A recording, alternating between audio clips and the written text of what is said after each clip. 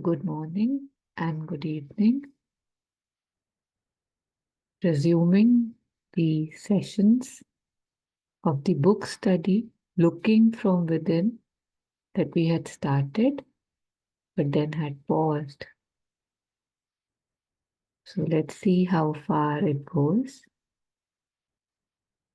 So invoking Sri Aurobindo and Mother's grace and presence as we begin this session.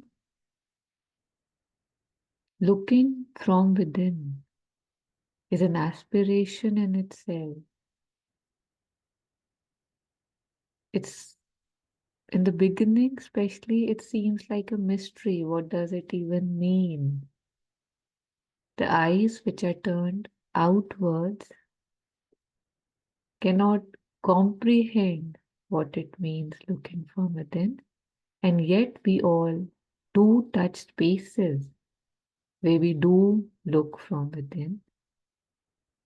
So with an aspiration to strengthen that strength from inside, with an aspiration to look more from within, so that there's a stabler, more truer, more authentic, more solid base from which I operate. Let's begin. Yeah.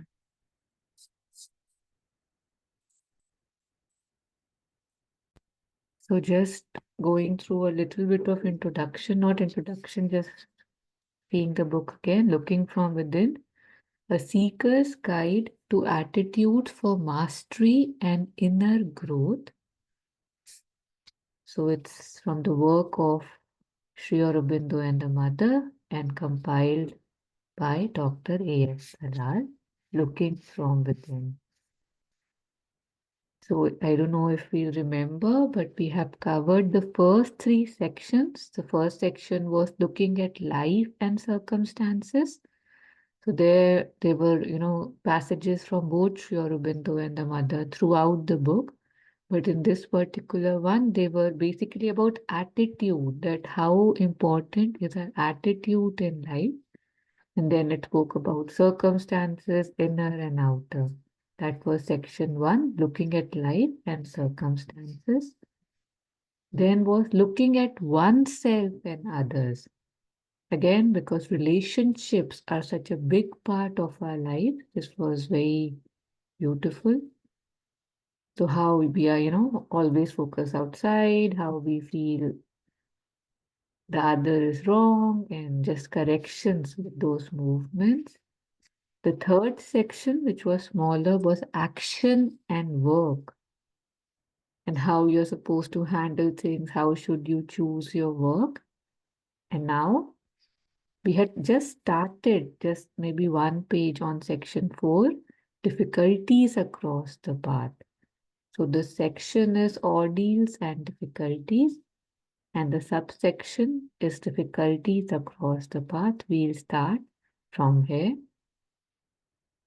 And there's section 5, attitudes again on the path, and that's the end. So 2 sections are left. We'll be starting from page 73 to this.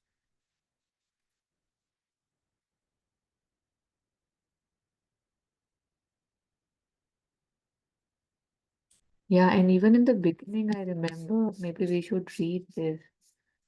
Sure. Yeah, so just this.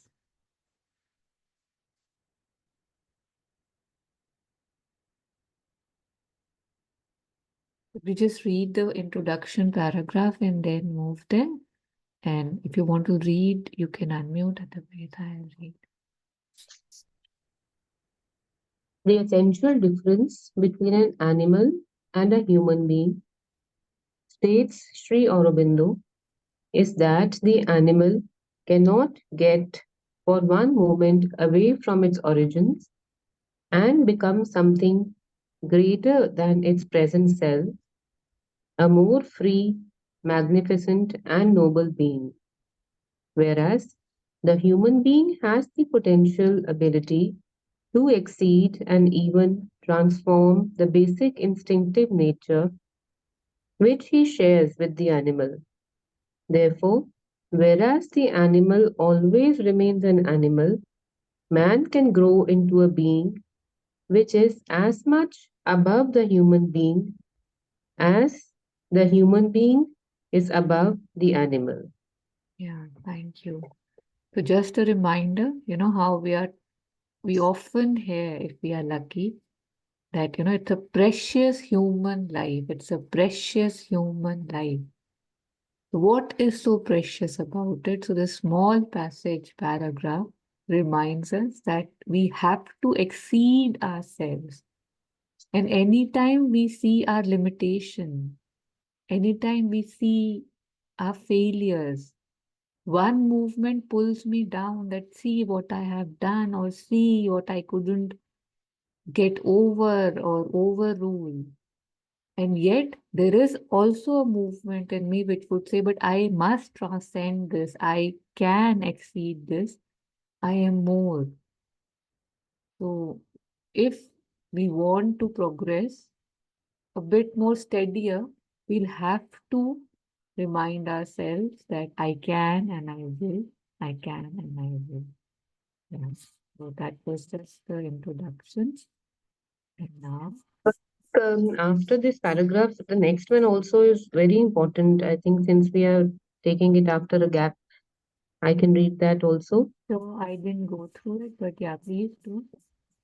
So, this immense difference between man and animal is due to several distinguishing features of their psychological natures. First, consciousness in the human being has developed the power of detachment, that is, of standing back and observing things as a spectator. Human consciousness can detach itself and stand back not only from what lies outside in the environment, but also from internal thoughts and feelings, thus dividing itself into a part that observes and a part that is observed. This power of detachment makes for a reflective intelligence which a human being is capable of exercising as distinguished from the reactive intelligence of the animal.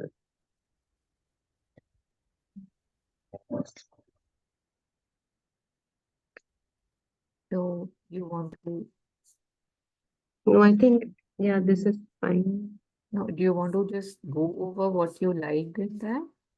You want to reflect on it? I think a lot of times we forget this concept of detaching ourselves, like the concept of drishya and drashta.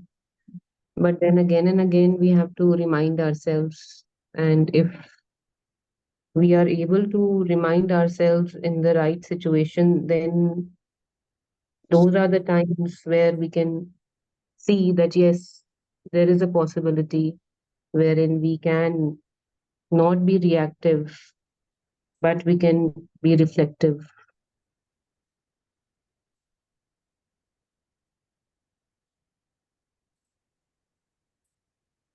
Being reactive is so natural and so easy. Yeah, natural is the right word.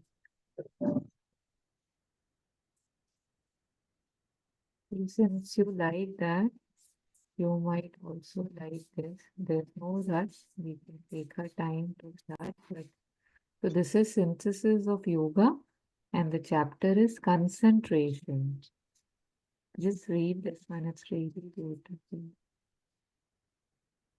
Take your The, fo- time softly and slowly and absorb.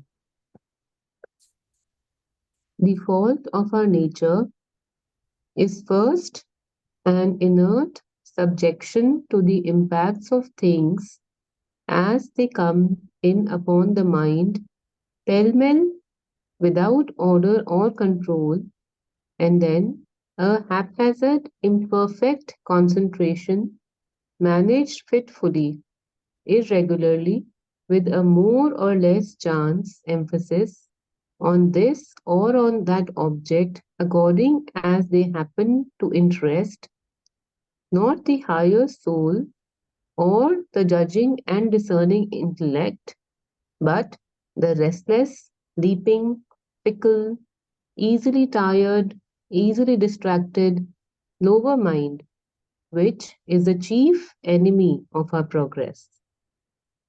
In such a condition, purity, in such a condition, purity, the right working of the functions, the clear, unstained, and luminous order of the being is an impossibility. The various workings given over to the chances of the environment and external influences must necessarily run into each other and clog, divert, distract, pervert. Maybe just the first paragraph was enough, but just Hmm. this knowledge that how we operate, it's not the Hmm. possibility that it would not be clogged, diverted, distracted, perverted. So, how it begins, that the fault of our nature, we see it's natural, nature hi to hai, what do I do? We are so okay being that, right? We are so okay being limited and small and petty and restricted. So Sri Aurobindo says the fault of our nature is first an inert subjection. Like it's not an active subjection, it's as if it's just there, right? To the impact of things. Like right now, anything happens. Say if I'm sitting straight and suddenly just somebody just comes and says, I don't know what's wrong with you. So much in me would just stand up right now and maybe start revolting, right? I don't even know whether they are kidding. I don't even know what they are saying. They could be totally true.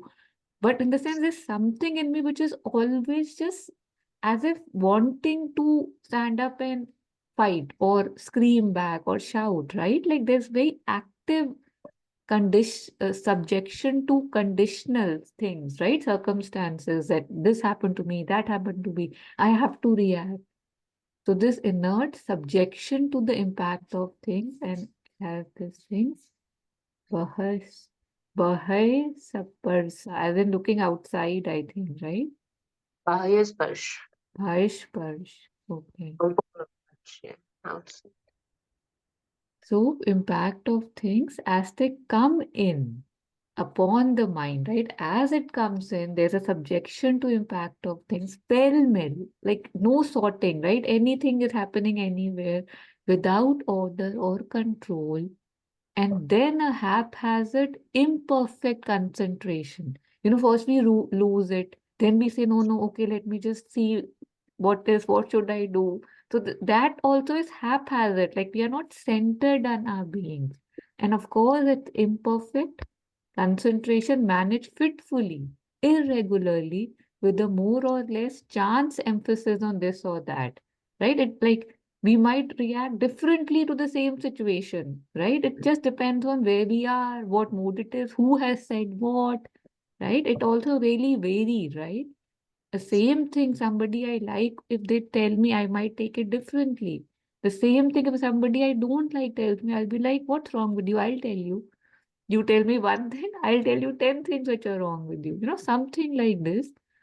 So, irregularly, with a more or less chance emphasis on this or on that object, according as they happen to interest, not the higher soul, which I have, or the judging and discerning intellect, again, which I have, but that they are not the ones that take decisions, react.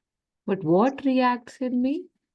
The restless, leaping, fickle, easily tired, easily distracted, lower mind. Restless, it doesn't rest, right? That's why so much movement. It cannot rest. It cannot rest. If it starts to rest, the whole being gets disrupted, and it kind of matches with what we were reading in Savitri yesterday, right? That lower mind and how we, in the sense, we rest in our falls because we are so used to being in that lower state. Leaping, always grabbing, fickle, easily tired, easily distracted lower mind, which is the chief enemy of our progress. So if we want to know what is the reason why, our progress is slow, it's because of the lower mind, and this is its nature, which has to be purified. Yeah.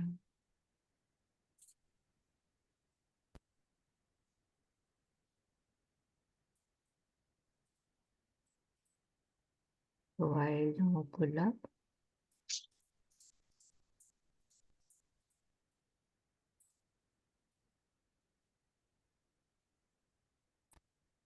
Looking from within, section 4, ordeals and difficulties.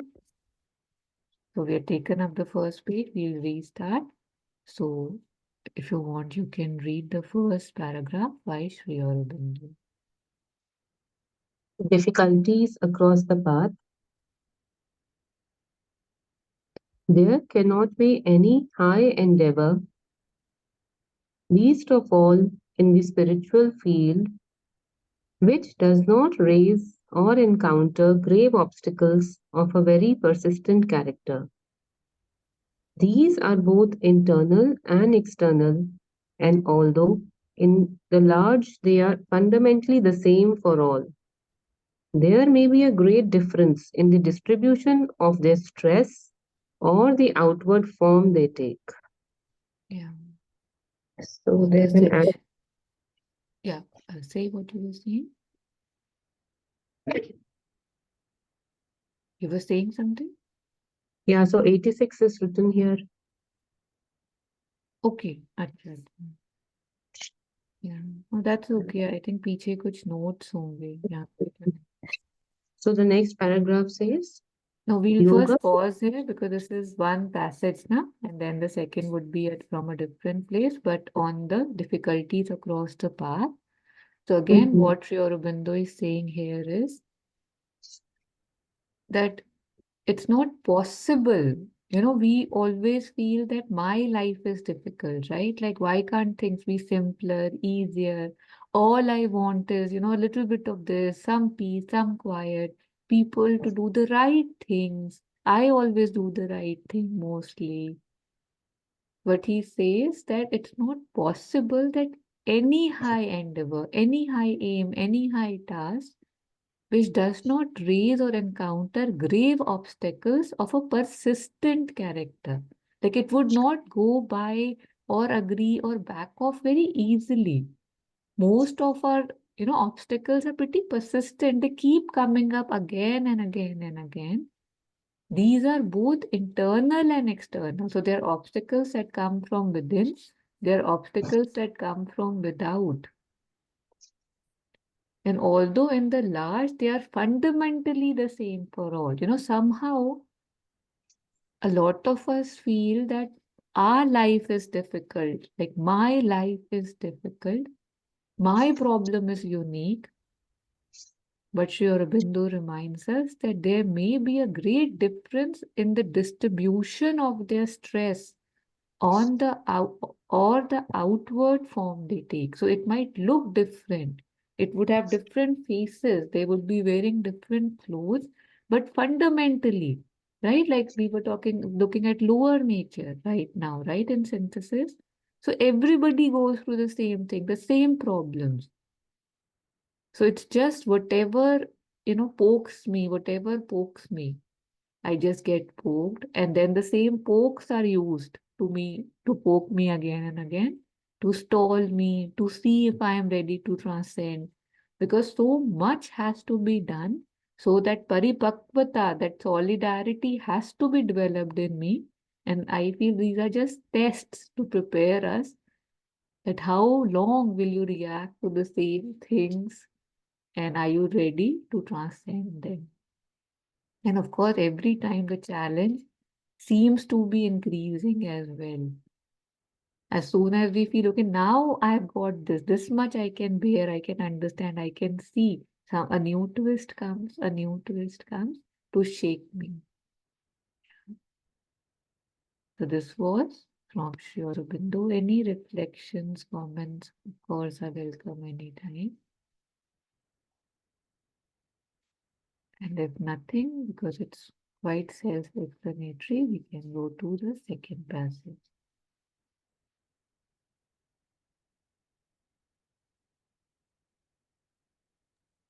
Yoga has always its difficulties, whatever yoga it be.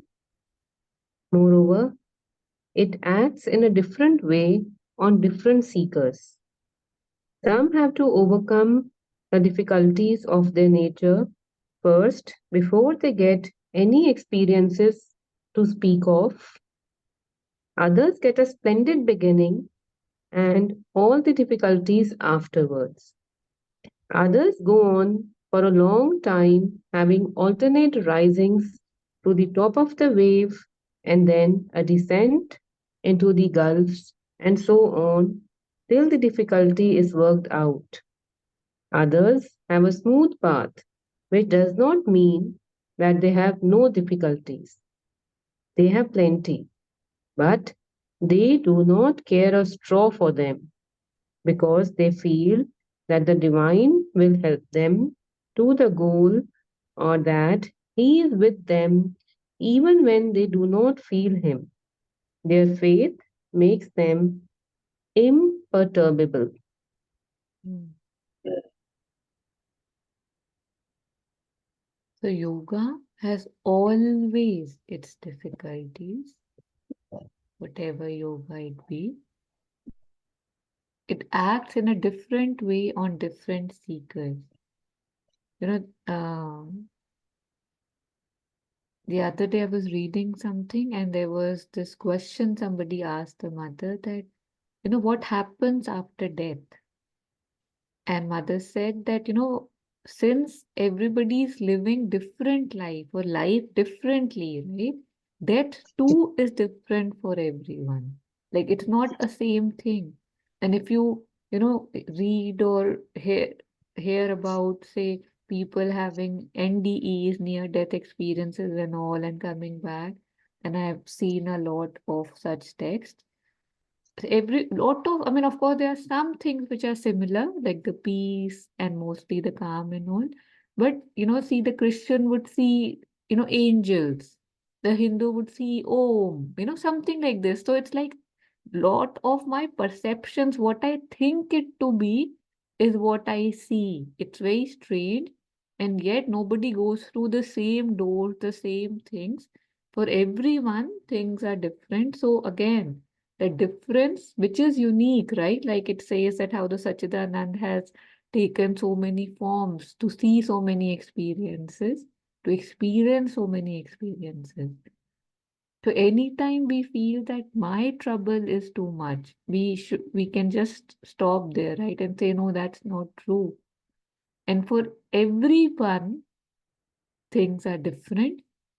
And if for me the other's problem seems like nothing, oh, what are they even crying about or complaining about? But for them, because it's just a personality we have, right? To complain or just to feel, oh my God, why is everybody against me? So the same problem, although it would look, I mean, different problems of different intensities, depending on how people take it, would be very big or small to them. So this is again quite self-explanatory that for some they get experiences in the beginning, others they get it after a long time. But most having, there's some who have alternate rising to the top of the wave and then a descent in the gulf. So that's the most usual, right? Like there's a up and there's a down, there's a up and there's a down. So on till the difficulty is worked out. Others have a smooth part, which does not mean that they have no difficulties. They have plenty. Like it could appear that, oh, his life or her life seems to be pretty smooth, but he's reminding us that no, that's not possible. Everybody have plenty of difficulties, but some they don't care for them because they feel that the divine will help them to the goal, or that he is with them even when they do not feel him. Their faith makes them imperturbable. So everything It perturbs me, it disturbs me, it distracts me. And if I want to be imperturbable, I'll have to aspire, develop the faith that I am taken care of.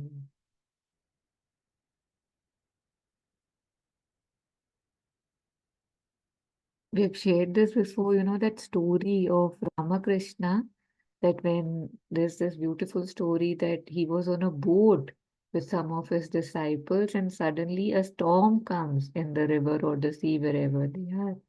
And everybody is like kind of scared because it feels it's a small boat, it might topple over any second, and they were in the middle of it, like they were very far from the shore. And the disciple, one of his disciples, he comes to Ramakrishna, who's sitting as if, nothing is happening, all is cool, smile on his face. And he says that, are you not scared? And Ramakrishna, it is said, looked at him and then he put his arm around his neck and starts pressing his neck, the neck of his disciple, to kind of choke him. And then the disciple starts laughing that, ha ha ha. And he was like, are you not scared? So he's like, no, what will you do to me? Like, what harm can you do to me? Why will you harm me? And Ramakrishna, it is said that he said that same, like, why will Ma do anything that will harm him? Right? Like, because see, in my opinion, because I live a small life, right? Like, I have a small vision. I feel, okay, life is good, death is bad. Prosperity is good, and whatever the opposite of prosperity is bad, right? Like, if I am healthy, it's good. If I'm unhealthy, it's bad because I see life in very limited terms. But if I have the faith that whatever I need for my progress is given to me, no exception, there is no exception there, then how will I cry when I hurt and how will I rejoice when there's joy without knowing that everything is taking me towards where I need to go? I think Nandini had shared something really beautiful on the Circle of Harmony group last night. I'll just see if I can pull it up.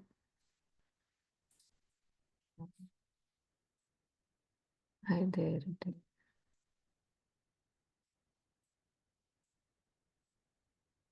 Yeah, would you like to read it? Nice handwriting also.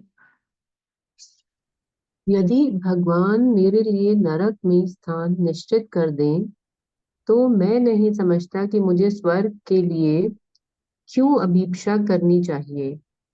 वह जानते हैं कि मेरी भलाई के लिए सबसे उत्तम क्या है। Shri Arvind. Mm.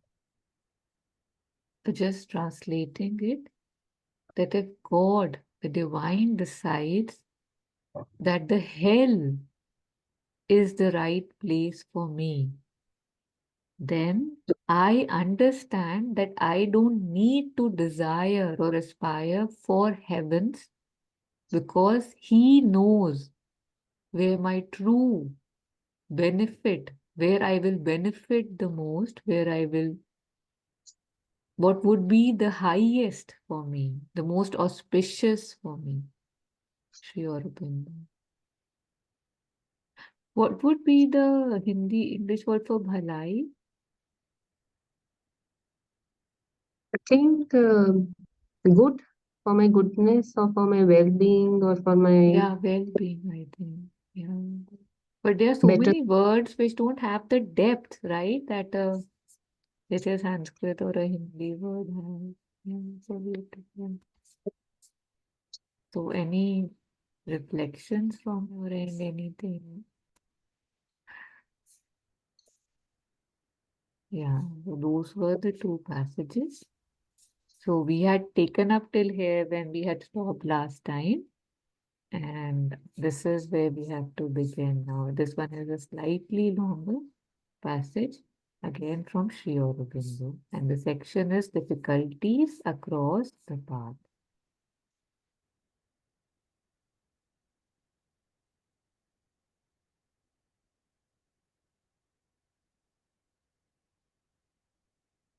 Would you like to read? Yeah. There is always something that either carries us on or forces us on. This may take the shape of something conscious in front, the shape of a mastering spiritual idea, indestructible aspiration, or fixed faith, which may seem sometimes entirely veiled or even destroyed in periods of darkness or violent upheaval, but always they reappear when the storm has passed or the blackness of night has thinned and reassert their influence. But also, it may be something in the very essence of the being, deeper than any idea or will in the mind, deeper and more permanent than the heart's aspiration, but hidden from one's own observation. One who is moved to yoga by some curiosity of the mind or even by its desire for knowledge can turn aside from the path from disappointment or any other cause. Still, more can those who take it from some inner ambition or vital desire turn away through revolt or frustration or the despondency of frequent check and failure. But if this deeper thing is there, then one cannot permanently leave the path of spiritual endeavor.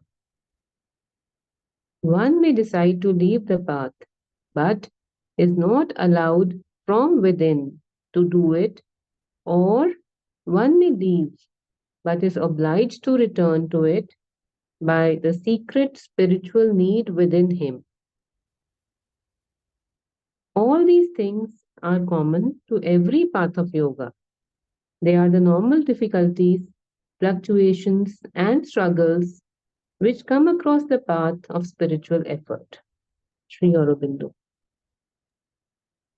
Yes, thank you.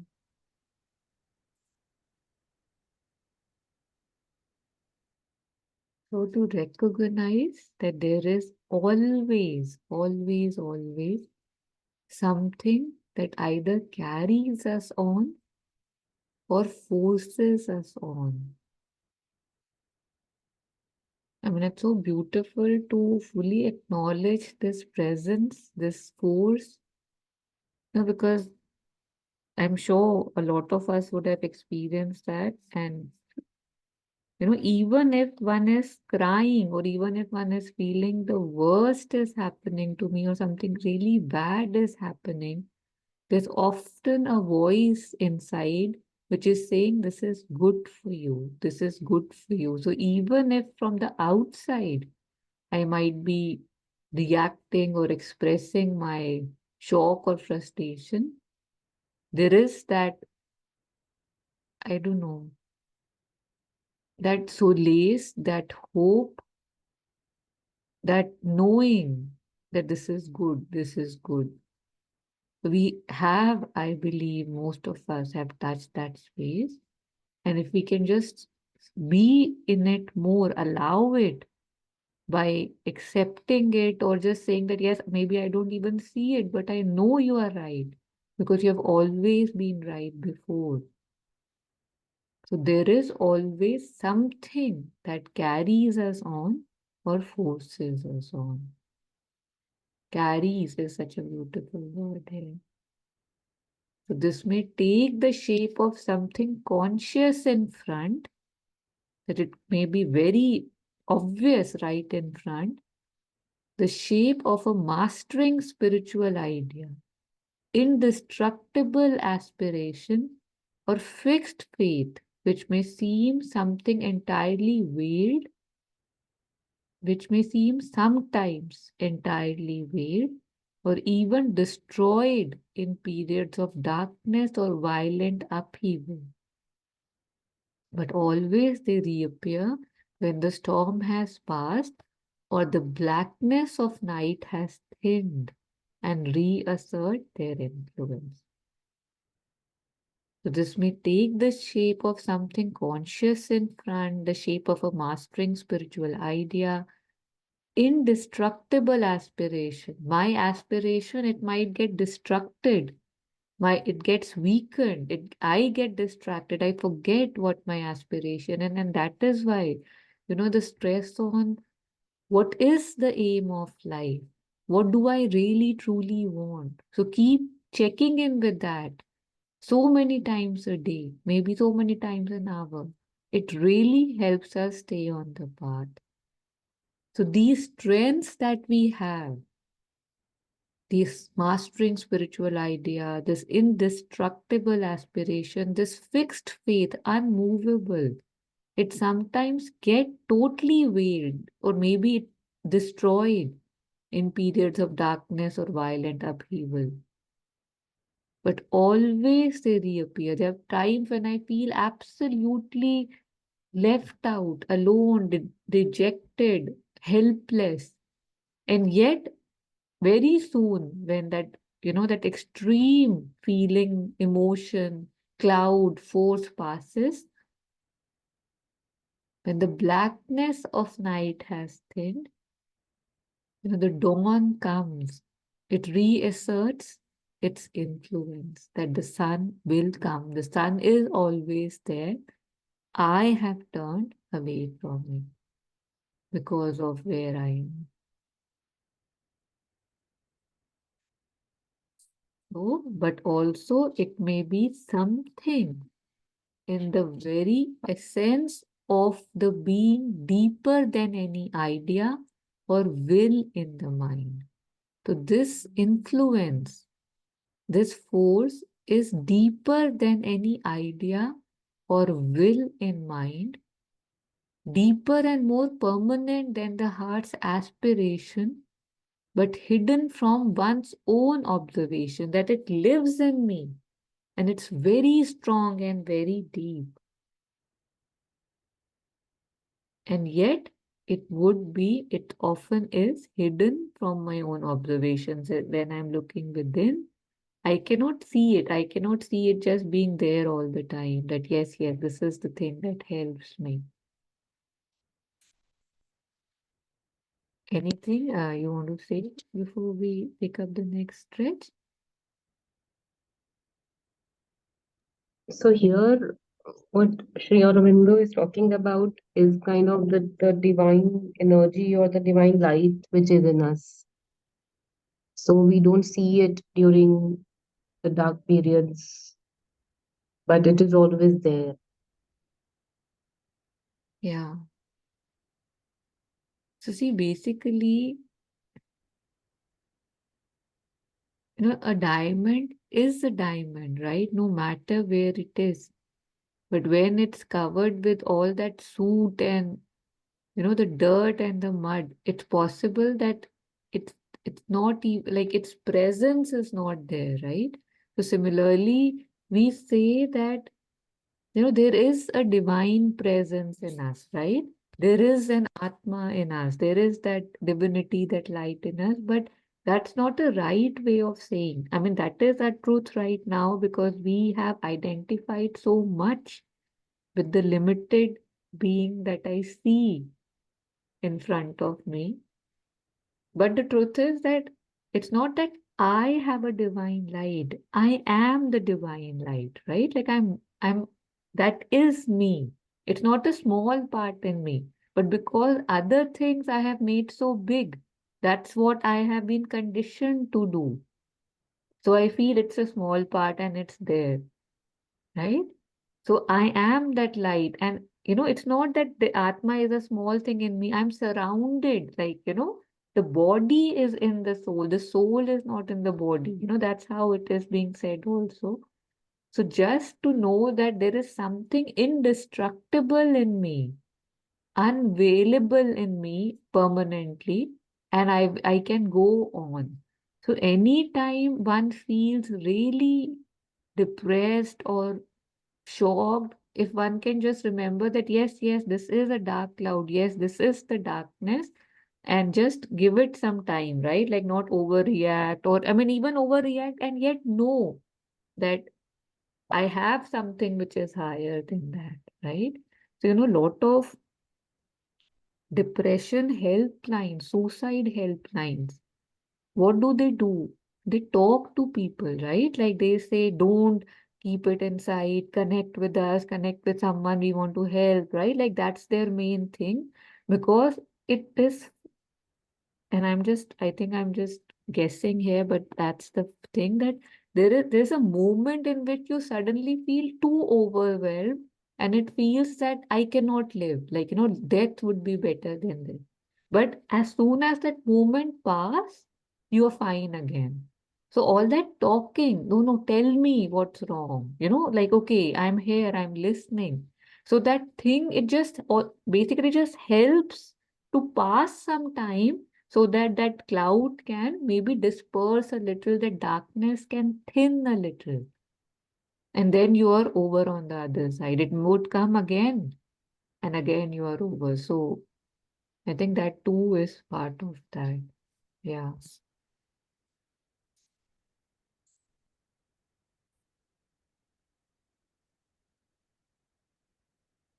Again, in the section with, on difficulties, he's saying that that thing keeps returning. That is a part of me, a deeper part of me, more deeper than the superficial ideas or will or aspirations. I might not even know it, and yet it exists, it lives in me, it is me. So he goes on further and he says, one who is moved to yoga by some curiosity of the mind or even by its desire for knowledge can turn aside from the path from disappointment or any other cause. Still more can those who take it up from some inner ambition or vital desire turn away through revolt or frustration or the despondency of frequent check and failures. Right? So basically, if I am not very sure right now, right? If it's just an experiment, if it's just an experience, if it's a curiosity, if it's just an ambition, then those people, they mostly just get distracted and they go back, right? They're too much pain, too much work, no success. So maybe this is also something to, I don't know, make sure that the one who's ready, right? The one who's ready to face anything, how it is in the fairy tales and all, the knight has to slay dragons, right? So I have dragons both inside and around me, and I have to slay them. And the one who says, "Oh no, I cannot slay dragon. My God, a dragon, he spits fire. What are you talking about?" Then he can go and then be a peasant, right? He cannot be a knight.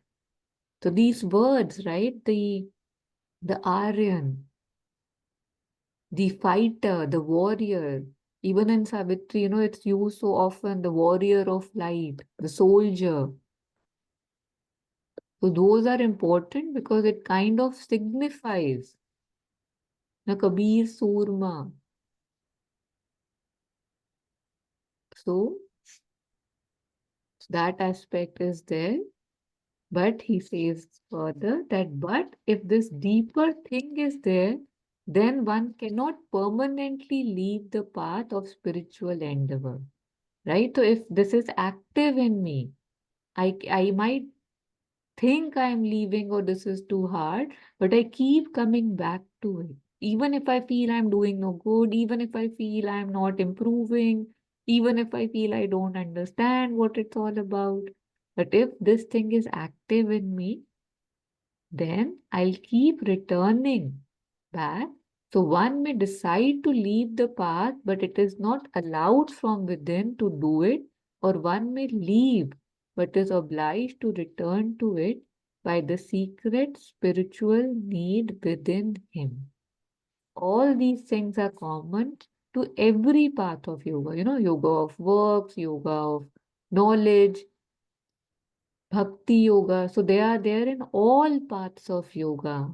They are the normal difficulties, fluctuations, and struggles which come across the path of spiritual effort. So this is the way, this is the way. If I know that, maybe it will help me find more strength when I'm feeling there is none. So here he says that the drive in me can be because of some curiosity of the mind or the desire for knowledge, or it can be a deeper thing. So if it is just a surface thing, like a curiosity or a desire, then one can turn away from it. But if it is coming from deeper, then one will always turn back to it.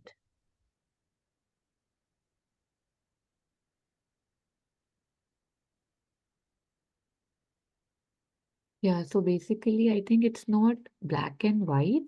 So, what I can, again, maybe I didn't read it even properly. So, one who's moved to yoga by curiosity of the mind, even by its desire for knowledge, can turn aside from the path from disappointment or any other cause. But still more can those who take it up from some inner ambition or vital desire turn away through revolt or frustration or the despondency of frequent check and failure. So, it's like what I am feeling here is that if this we are all there's consciousness in all, right? Even they say that a stone is conscious, no? But in some, this is a consciousness is more visible in a plant, right? When we see its buds come out and stuff, we know there is life. So it's very hard for us to even accept that, a pebble, a stone, like how can this have consciousness? How can this have life? See, it does nothing. There is no movement. So, but it also has the God energy, right? So there is so much in us which is so crushed or so veiled or so hidden that it appears it's not there at all. So I think what he's saying is that in those which it's where it's even slightly developed, even if you would come to yoga for superficial things, but that inner bent is developed, it has some light, it will keep pulling you back. So even if the reasons are superficial, you'll keep coming back because you won't know how to leave it. But also there is a possibility that you leave it for some time and then you come back. Like somehow, although I said that you would leave it, but if I'm rereading it, it appears that maybe leaving it is not possible. But he uses the word if. But if this deeper thing is there, but in the beginning, he says it's always there, right? So Yeah. then this just means that it's probably veiled. It's not surfaced yet. It's not yet having any influence in me. But in whom it has any influence whatsoever, that one cannot leave. You know how that there's this phrase that the one who chooses the divine has been chosen by the divine.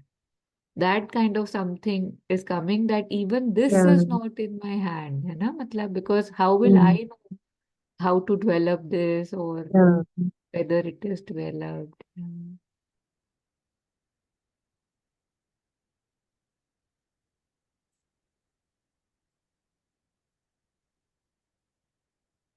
So we will end here today. So we have taken the section one, difficulties across the path, and next time, God willing, when we meet, we'll take up section two, difficulties, a help for realization. That how, instead of rather being something that stops me, they are a help for realization. Is there anything you want to share or say at this point? I think this line, which is here, there is always something that either carries us on or forces us on. So I think most of the time, this is so true. A lot of times, like I want to do something, let's say, start reading a book, but a year will pass and I will not start reading it. And then all of a sudden, I won't even know when I start reading it and I finish it. Mm. So I think there is some force which makes me work. So that's something so nice to kind of, sometimes just be with that wave Mm. which carries you forward. And sometimes we struggle so much to do something, but then a lot of times we don't even realize and it's done. Yeah. Yeah. So you know how it is said that the progress is inherently in the nature, right? The nature too is moving towards evolution, but it just walks more slowly, right? It's like very slow. So the one who can collaborate with nature, right? The one who can see right from wrong, his hit from ahit, his bhalai from not bhalai, the one, but just that progress. So like you said, right? Ki if I can remember, I mean, it's so good to be on that wave which is taking me towards progress. So that can also be an active choice, right? That I know it hurts, or I know it's not comfortable, or I know, the void feels too much. I'm so used to that activity, that movement. A little bit, maybe a little bit. But if I know that, I don't know, this would not help me. So if I have to even go against my nature, my preferences, my tendencies, that is when we are collaborating with nature. Yeah.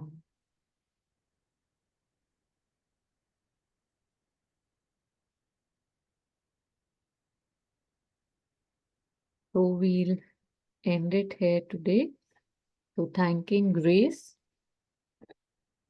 thanking the divine for the allowance of such meetups, for these beautiful words that have been spoken for us to have more hope, to have a better, stronger, indestructible aim and aspiration.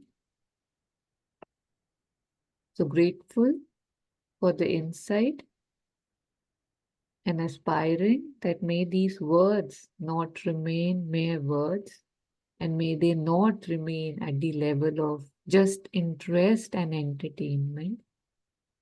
May I be able to use these teachings in my everyday life and make my life purer, lighter, simpler, and truer. May I learn to stabilize myself and look from within, aspiring this for myself and everyone. Thank you. While I was just saying this, suddenly this image of, how a wheel is, it came to me. So right now, say within is inside, right? So it is more centered. And as I go outside, I expand, I expand, I expand. So just like that, a wheel, when any movement is happening, all the movement is happening on the edges, right? So if I'm sitting on this point, if this is the wheel, if I'm sitting here, when it moves, I move so much, right? Everything attracts me, distracts me, moves me, troubles me. But as I start moving towards the center, less and less movement is there, right? So probably that's why the looking from within is an aspiration, because then I'll move less, I'll see more things for what they are, right? Rather than just going the complete chakkar and wondering, why is life so hard? What is it happening? Why am I getting the Dhobi podcast?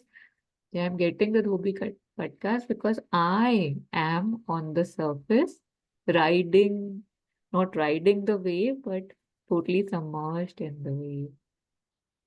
Yeah, thank So a you. similar thing, Samratji had said about when he described the Ras Leela, wherein Krishna Bhagwan is at the center and then all the gopis are around him. And then there's one time when the gopis get distracted. They feel, oh, they are so beautiful. And that's why Krishna is dancing with us.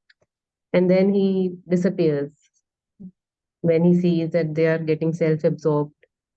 So then they get very restless, the gopis, that where has he gone? And then they search for him everywhere. And then they start making their circle smaller and smaller and smaller and smaller. And then in the center, when they are not distracted, when they're just looking for him, he appears again. Yeah. So, This was very nice. so the Rasila, I think, kind of explains the entire world only or us. Mm. Hmm. Yeah. Yeah. I don't explain it so well, No, but but it's very visual. One can yeah, visualize. yeah, yeah, Yeah. yeah. Mm-hmm. And very similar to our life, you know. I mean, actually, when we are so distracted, then our inner being disappears. It's not there for us. Mm. It is there, but then since we don't see it, it's Mhm. not there. Yeah, like you said, for us, it appears it's not there. Yeah. Yeah. I Mm-hmm. felt it.